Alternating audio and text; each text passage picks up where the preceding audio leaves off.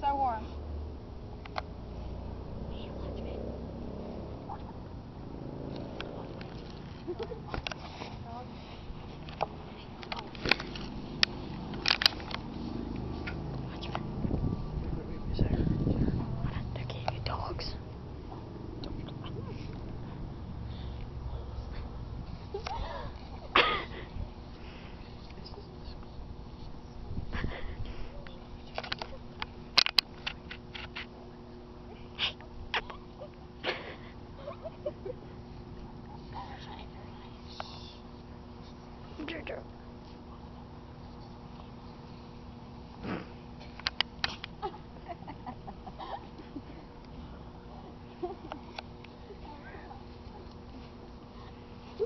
Lead, boy. Which way?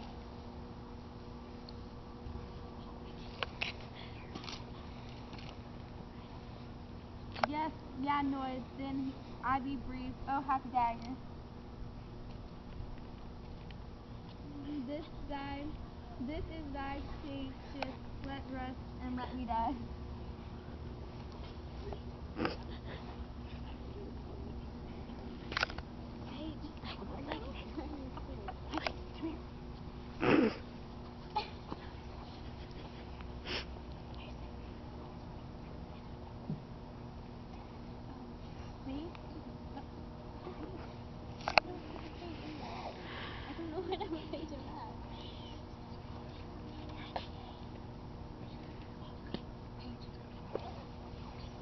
This is the place there where the torch don't burn.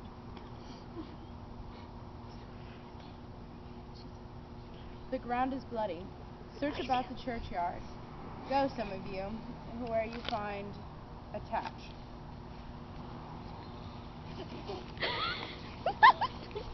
Pitiful sight!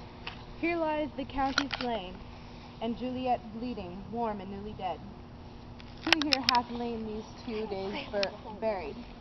Go tell the prince, run to the Capulets, raise up the Montagues, some other search.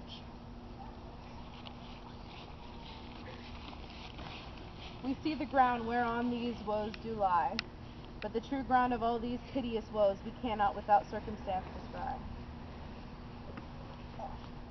Here's Romeo's man, we found him in the churchyard. Hold him in safety till the prince come hither. Here is a friar.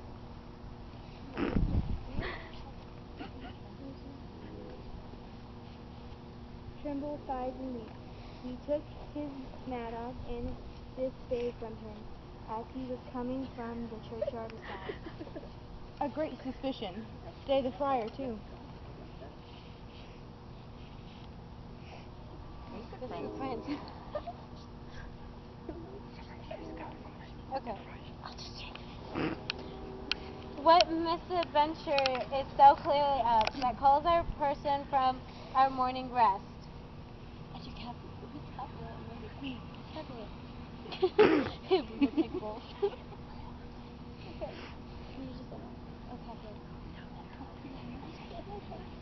What should it be that they so shriek aboard? The people in the city streets cry Romeo, some Juliet, and some Paris, and all run with open outcry toward our monument. What fear is this which startles in our ears? Sovereign, here lies the county Paris slain, and Romeo dead and Juliet dead before, warm and new killed. Search, seek, and know how this foul murderer comes. Here is a friar, and slaughtered Romeo's man, with instruments upon him fit to open these dead men's tombs. O heavens, O wives, look how our daughter bleeds. That dagger hath missing her Romeo's house, and it misheeds in my daughter's bosom. Oh me, the sight of death is a bell that warns my old age to expuler.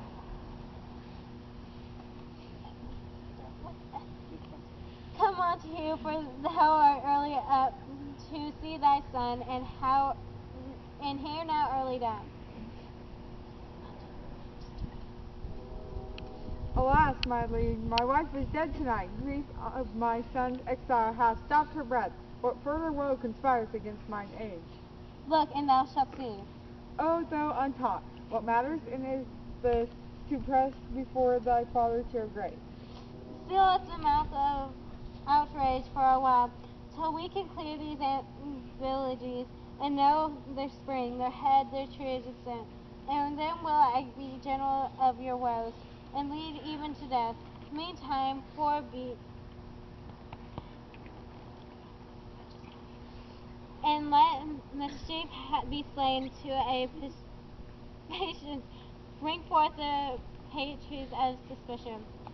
I am the greatest able to do least, yet most suspected at the time and place.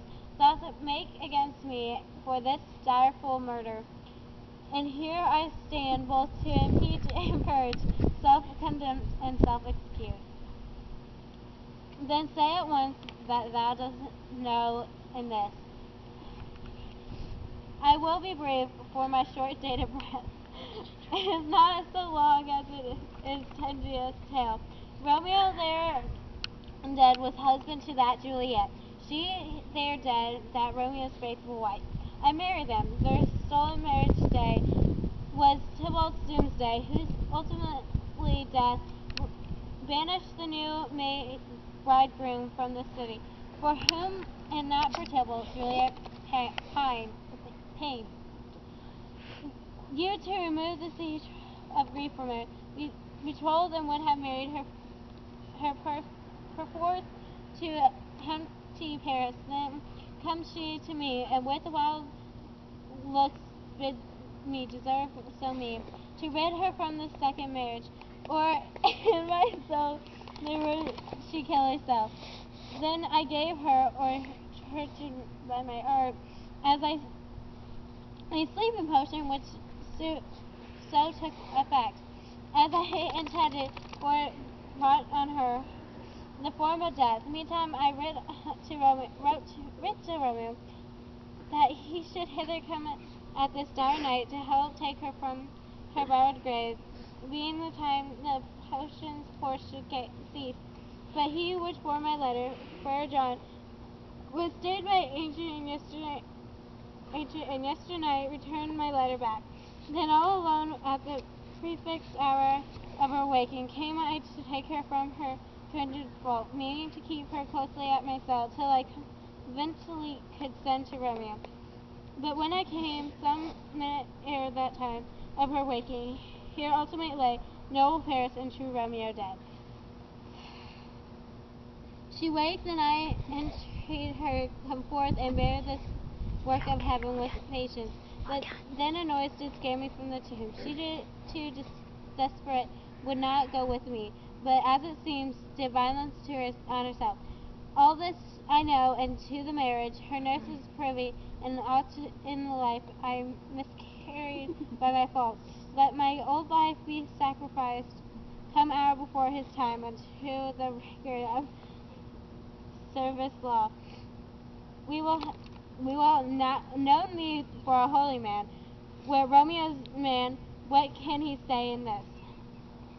I brought my master news of Juliet's death, and then in post he came from Mantua to the same place, to the same monument. This letter he early bid me give his father, and threatened me with death, going in the vault, and I desperately did not left him there. Give me the letter. I will look on it. Where is the county's page that raised the watch? Sorrow, what made you master in this place?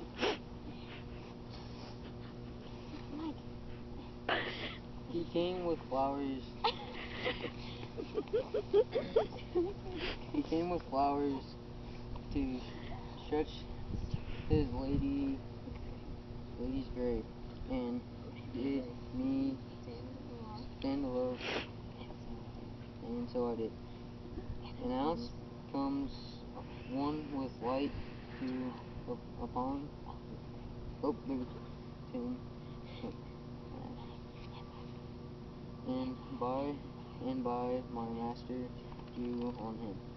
And then I ran away to call the watchman. virtues. This father made good to the friar's words. Their course of love, the tidings of her death. Here he writes that he did buy a poison, a poor apothecary, and withal came to this world to die and lie with Juliet. Where he lead these enemies, Capulet Matu, see what a scourge is laid upon your hate. The heaven finds means to kill your joys with love, and I, for winking of your discord too, have lost a brace of kinsmen. All I punish. O brother Montague, give me thy hand. This is my daughter's jointure, for no more can I demand.